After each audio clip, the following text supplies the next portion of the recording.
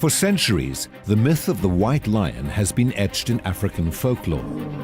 Legend has it that once every 100 years, magical white lions will be born, bringing joy to all who see them. Jörg, Karen and their daughter Bianca have an incredible love and passion for big cats, many of these having been raised in their own home. These cats are the world's fastest, strongest and most agile predators. But sadly, some of these species face extinction. Join Kazir from Kenya, Casilla from Brazil and Gabi from Germany as they encounter these incredible animals.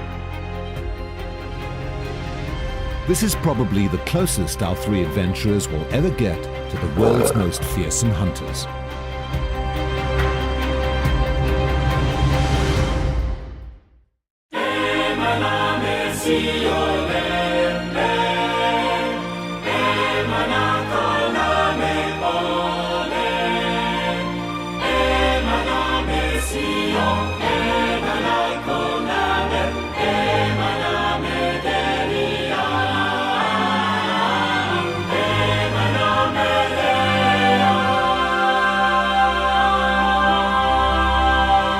Going to the white lions, Tsao and Tendile. They also grew up in a house. To be honest with you, they stayed this year, March, they were still living in our house. And then they just got too big, so my wife decided to kick them out. They became too noisy and too boisterous, and we didn't have a bed to sleep on anymore because they took over the bed. So they're sleeping outside now, but they're very special animals. Welcome to another episode of Animal Encounters. Now today we're going to look at the world's biggest cats. This is probably the closest you ever get to any of these cats. We are here at Jukani Predator Park, and behind me is Tahoe and Tendile. Beautiful white cats, lions to be precise, and they are stunning. As we came, we found them laying sunbathing up there, and he seems to be enjoying himself thoroughly. Jukani Wildlife Sanctuary was started in 2005 by Jörg and Karen Olsen. Located on the so-called garden route along the southern coast of South Africa, Jukani is home to numerous big cats. Because of the declining numbers of exotic species, like you're looking at Siberian tigers, Bengal tigers, jaguars and everything, we decided to get something done where we can make people aware of not only those cats, but also of our African cats. So we started this mainly focusing on lions, and then it developed into everything else that you see here with tigers and jaguars and black leopards. Lion numbers have been declining steadily in Africa. It is estimated that Africa's lion population has plummeted by 2/3 in 50 years, while new satellite data shows that about 3/4 of Africa's wide-open savanna has disappeared to development. You take the apex predator, like a lion, out of the food chain, everything else below him falls down. If we lose our lions in Africa, not only will we lose a serious income with regard to tourism, but we'll, in the nature, in the ecological circle, you'll see that everything will break down. So that is Jukani. It's about awareness, it's about big cats, and I'd say 90% about our love and our passion for these animals. A prophecy in African folklore states that every 100 years, a white lion cub will be born and will emerge from the African bush. White lions are a genetic rarity unique to one endemic area of the globe, the Timbavati region in South Africa. In the Shangaan language, Timbavati translates to the place where the star lions came down from the heavens. Okay, this is Tsao. Tsao is our boy.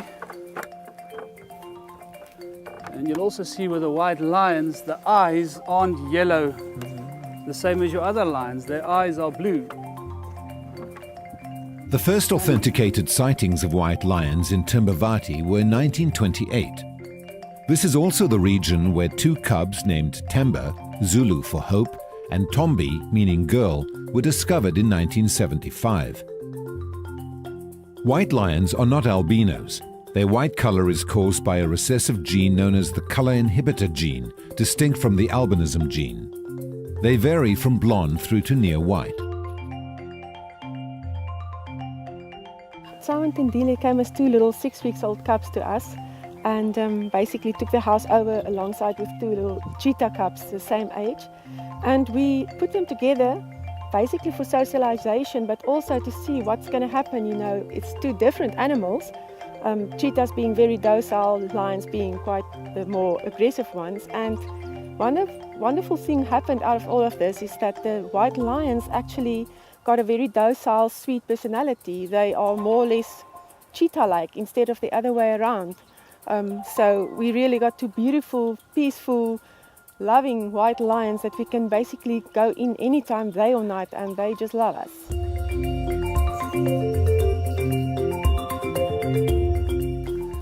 The interesting thing about them is when you've built a relationship with them and you grew up with them like Bianca did, for instance, that bond is there forever. It never stops. It's there. They'll recognize her 10 years from now. They'll recognize her and know her, and she can live with him and work with him with safety. The other night I caught her sitting here with him, braiding his mane. The other girls were cleaning the enclosure and Bianca was braiding his mane, and he had these horns standing all over his head. It is unusual to see dogs with a lion cub. The Olsons have put this young cub with the dogs to train her that there is a hierarchy. This training will stand her in good stead for future interactions with other lions. Lions love, because they're pride animals and social animals, they love interaction and they love biting and holding on and chewing and everything. So it's so important to do this with them, to socialize with them. Lions and all other cats possess a special olfactory organ on the roof of the mouth called a Jacobson's organ. Sometimes you will see a lion, or even your cat, grimace when smelling something. They are opening their lips to draw air over their Jacobson's organ, almost as if to taste the air. They draw back this whole lion thing, they draw it back to King Solomon in the Bible. And they bring that back to Africa, especially to Zimbabwe. So it's not just something that's falling out of the sky, it's reality. It's a big reality that we don't always recognize and realize. And we want to tell our people that. We want to tell people visiting us. It's important that you know where these cats come from, that you know what we're sitting with here. It's not just a lion, it's heritage. We've got a huge responsibility. Right, this is Grompie. He's a bit upset about the cameras, but he's our oldest male lion and he loves his bottle of milk.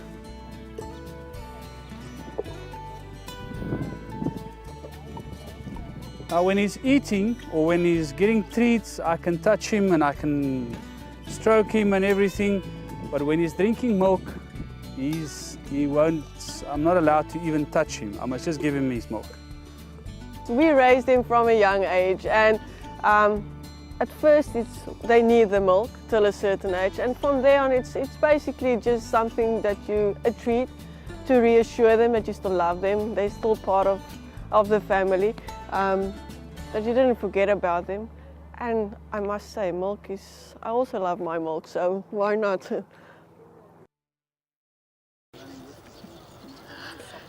Feeding time is always the favorite time for residents and visitors alike.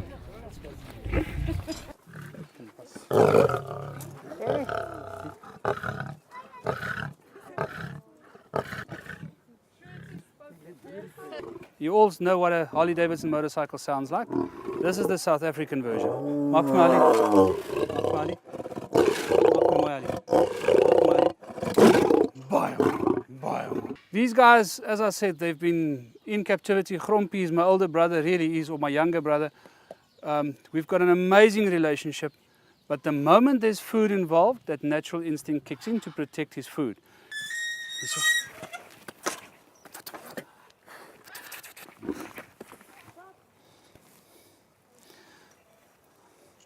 Now, I won't do that with any lion, but we understand each other. We know what's on and what's off. This is Angel, our normal spotted leopard. And then there we've got Spirit, our black leopard. Leopards are solitary animals and known as the silent hunters. The species' success in the wild is in part due to its opportunistic behavior, its adaptability to habitats, its ability to run at speeds approaching 58 kilometers per hour, its unequaled ability to climb trees even when carrying a heavy carcass, and its notorious ability for stealth.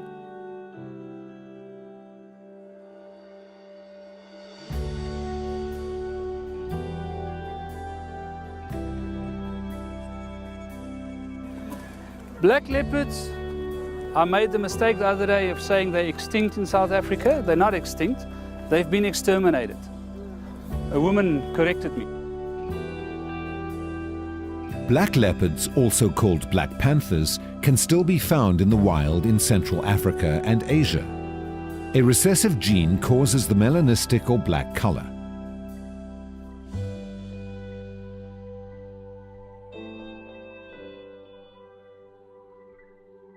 Now in here we've got two caracal, Kaya the male on my left hand side and then Nandi his sister.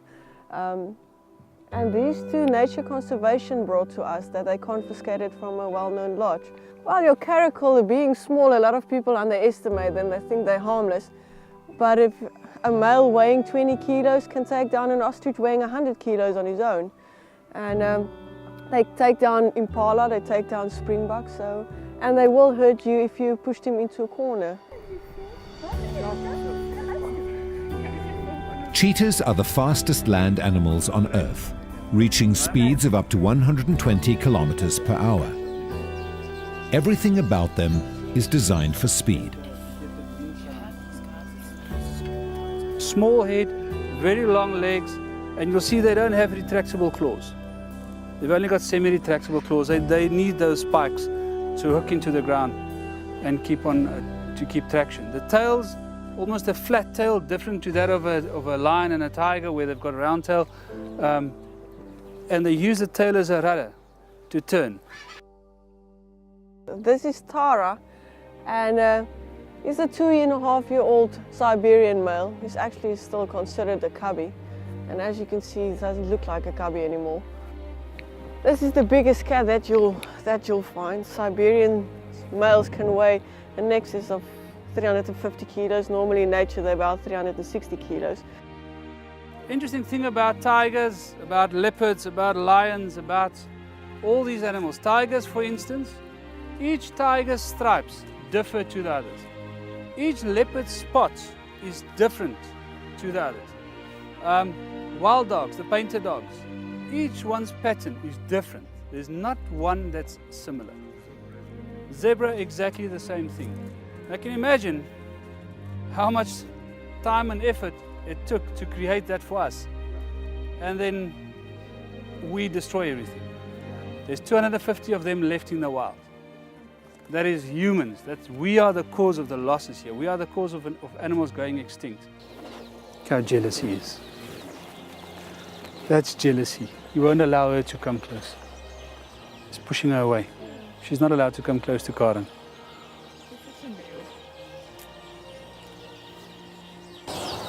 There's nothing better than this. Nothing. Be loved by an animal like this. All right, now Angelo is going blind, the male here, as a result of inbreeding. And that's the big problem with your white tigers and white lions. The gene pool is very small, so inbreeding is a serious problem. And he's suffering from progressive retinal atrophy, and he will be totally blind within the next year or two.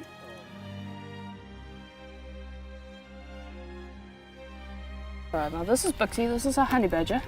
And he's one of the animals that grew up in the house with us basically from a little cubby on. Very docile little thing. You can see he's got very long claws. These guys are made for digging. Could even kill a lion if they want to, so they consider one of your most dangerous animals in Africa. The reason for that as well is if you look at his skin, he's got a very loose skin, can turn about 35 degrees in its own skin. So as soon as something grabs it on its back, it just turns around and grabs back. And then just starts scratching with the nails until eventually the animal dies, basically. This guy is just a little saved animal that people drop parts of the kiosk. You name it, these guys can kill puff adders. If puff adder bites it, just sleeps off the venom and then just keeps on continuing eating after a couple of hours of sleep. I won't recommend it keeping in your house. They're very destructive animals. So if they want something in the fridge, they can't get the door open, they'll dig a hole right through it. They don't have a problem with that. And we kept him in the house for quite a while until he starts breaking things down. The only place where we can keep him now is in a dam with electricity, because otherwise he climbs out as well. They go through anything, brick walls, you name it. No, they're very destructive little things, but well, I won't recommend keeping as a pet though.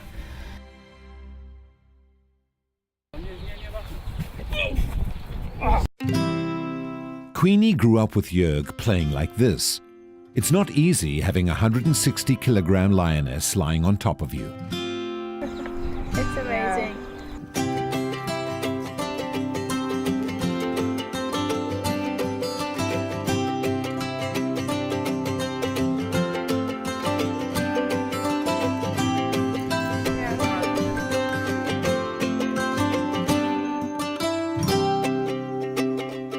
Waiting for you to come in, play soccer with them.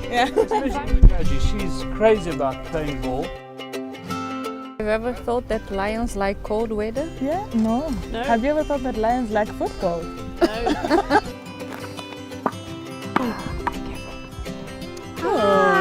Now we have a team.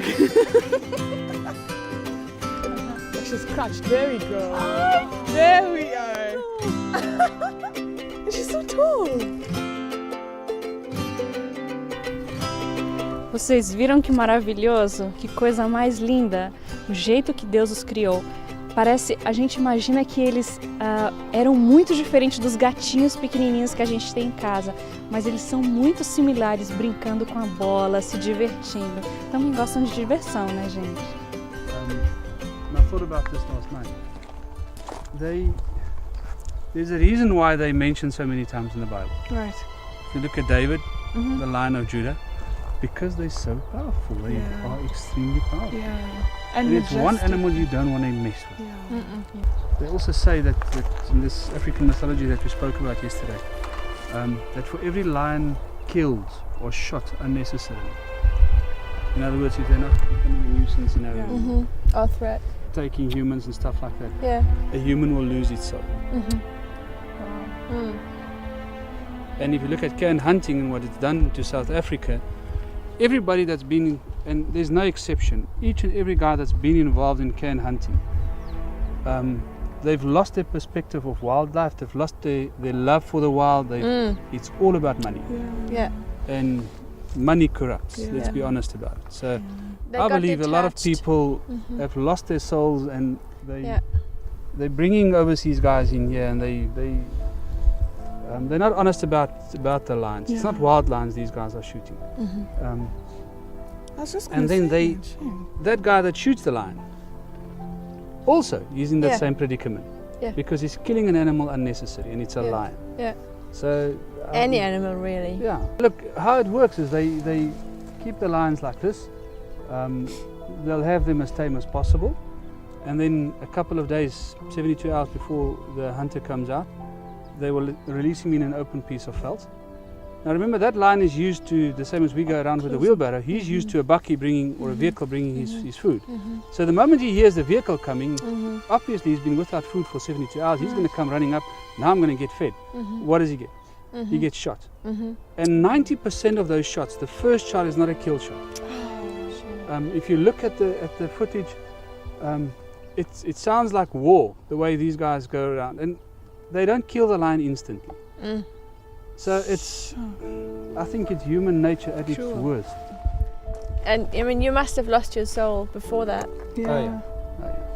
Just the thought to of be able to killing do it. You know what, eh? Yeah. I've been working with these cats for a while now. And let me tell you one thing. The moment you make a deal with the devil, you're in it for life. Yeah. Your history. And Mammon is one of his ways of making deals with it. I don't say all people are like that, all rich people. But with regards to lion hunting and canned hunting, that's they're all deals made in hell. Right. Right. And they say justice is not always, doesn't come on earth. Right. So No. Yeah, but I mean, if you look at the animal, it's so beautiful. Why would you want to kill such a beautiful animal? Keeps me thinking of the Narnia.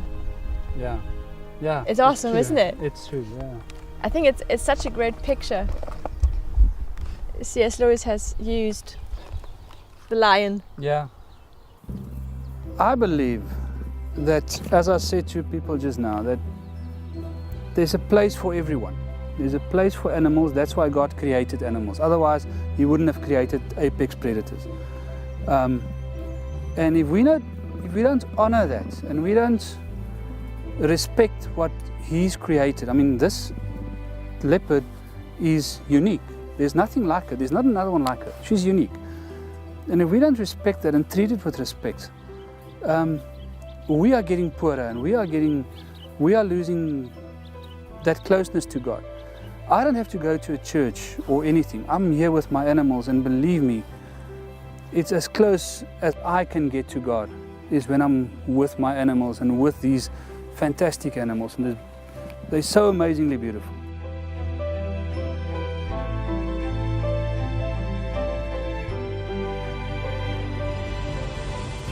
As I looked at the tame white lions with cheetah characters, I imagined that's how it will be in heaven. Without sin, we'll be able to play with lions without any fear.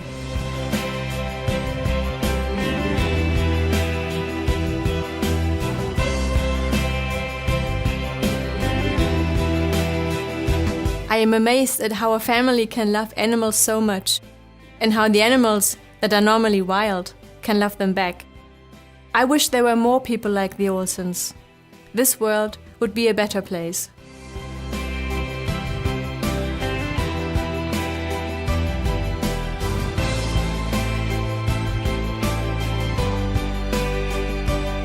There are no two leopards with the same spots, no tigers with the same stripes. God created each one to be different, and each one with its own unique personality.